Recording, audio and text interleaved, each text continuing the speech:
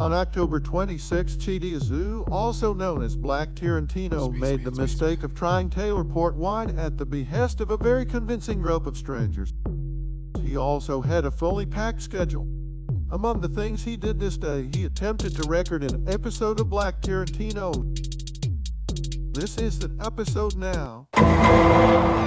Anyway, okay, step one. We're gonna open the file and talk about the assembly cut. The assembly cut is what I heard a professional described as when your goal with your edit is simply to put together the story. We're not trying to get anything fancy. We're not even trying to get the rhythm. This is what's happening. A, B, C, D to beautiful ass, curvy ass, Z. While this loads, let's take a second to perv on the letter of Z. I'm just gonna type a Z in and I'm gonna draw what I'm talking about for y'all, because I'm a strange person, but I'm also right about this. So we've got the Z, like for Zendaya. Ironically, my example might not fit her very well. This is how I be drawing my storyboards. Lost my train there. I blew over a sticky note. I edit very intuitively. Over time, watching my shit with people, I've learned that I've got a bit of a slow sensibility to rhythm. So I've just been, over the course of my existence, speeding up a little and learning how to get faster with that. And even when I got people to watch it, I would take their notes and try and go from that based on what I needed to. But my only advice for cutting to the beat is to remember that sound arrives before you actually perceive it. So it won't be easy to see with most of these lines here, but you'll see here is where a beat lands. I hope his video isn't too chaotic. Shout out to Sober Me. He finna have to edit this into making sense, but it's gonna make sense because I'm great at this. I don't really stress science with this. I stress mostly like just feeling it. And it's like, okay, this is going too slow. This is going too fast. Your computer and how much it lags on you will also play into stars, those stars. I pre-comped everything. Pre-comping is in After Effects when you take a series of videos such as this one and you go selecting these and you right click and you go pre-compose and you move them either into a new layer or you leave the attributes there, but they all become one new ting. Okay, so we've got the original ting. I'm really proud of how this shot looks. This shot's actually gorgeous, just like the people in it. You've got the original clip. I turned off those by clicking the little eyeball, like when you turn off your third eye and you no longer see all the bullshit around you. I don't like how turning it off made me realize everything wrong with it, but that's because I'm a perfectionist. Okay, so I've taken off all the effects. So we've got 3 primary effects on this shit. This is the original clip. And just me and my girlfriend, we were just dancing.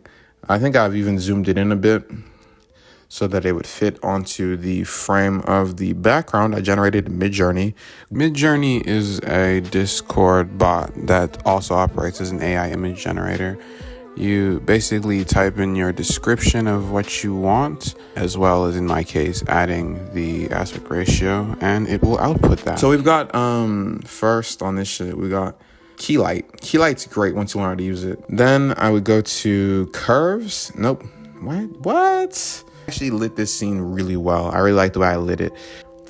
But basically, it's very close to the kind of orange we have in the background here, as we can see. Shots where I had less close lighting, I had to do more work with my brightness, contrast, and curves, but this one was lit very well already. And then curves, this is fun. I really like curves, and I would basically play with this to get it to the brightness or darkness I wanted. This is the original. I basically slid this down. This would make it dark. This makes it light. I can't yell because I'm not trying to yell. It's like 10:47 p.m. dog. So, but I got it to the perfect kind of ratio for me. I would kind of feel it up until it was where I wanted it. I also did some adjustments on the RGB, but I don't think I changed anything. I'll definitely play around with these to see if there's anything crazy, but as you can see, like I said before, this shot doesn't really need it. So it's crazy because I underrated how long this would take. It actually took me the hour I thought it wouldn't. I hope I didn't record that nasty ass burp. I'm not like that for real. If we go to the original clip, I'm gonna double click on it to open it up. Yeah, I had to shoot this part in my kitchen instead of in front of a green screen. I could have done it in front of the green screen, I found out later. But when I was shooting it on the day, I realized I was wearing green. Yeah, I don't know if any of those are good. Also, fuck, this is the part I needed the blue for. Oh, that finna set us back a few minutes. And just elementary ass thought made me realize that I'd probably be in for a world of hell if I tried to just go that way. So I roto brushed myself here, and that basically involves using I have to go frame by frame using command forward, and I'll basically draw in and erase any parts of each frame that warrants my body in this, as you can see. And I wasn't too strict the whole time because I knew that I couldn't do this forever. I probably hit like here, and this is like 110. I was sick of this shit. This shit took like 30 minutes. Good podcasts and all, bro. How many podcast episodes you have? If you're a nigga like me, not a lot. So once I had it all cut, once I had shots like this cut out in different parts of the clip, some wouldn't behave. They just would not accept any less than the entire thing being selected, as you can see here. So I would just cut them out the video. Sometimes your vision, you have to be flexible with it, because the alternative is having all this shit show up in, what the fuck?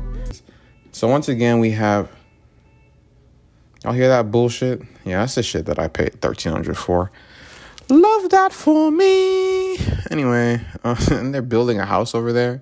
Yeah, my sanity's in a fucking crapshoot. So we got the curves, bringing it down to kind of match the brightness. I didn't have to do too much. I did very subtle work with my greens and my reds, but that was mostly just opening each of these and kind of touching it up and down until it looked more like the scene. Match grain as an experiment on a lot of these clips, but on certain clips it would result in, well, I would try to match the grain from a still picture, but the still picture doesn't have the motion of the grain, but the video would try to adapt the grain that was taken with the grain the video had naturally, and that would result in some really weird looking shit. Thankfully, because I put the VHS filter over the film grain on top of the entire thing, covered up areas like this. The area I'm primarily talking about is the part where she throws paper at me. Yeah, this scene. Like, this clip was giving me headaches. This is the clip I was talking about. I'm just gonna circle it. But things like the grain would cover that right up. It's not my problem anymore. It won't even load up with, oh, there it goes. This shit looked kind of crazy without the grain. The grain kind of added a very unifying mystique at the end. Anywhoosies, I hope you guys are well. Motherfucking hug your loved ones. Anyway, Tally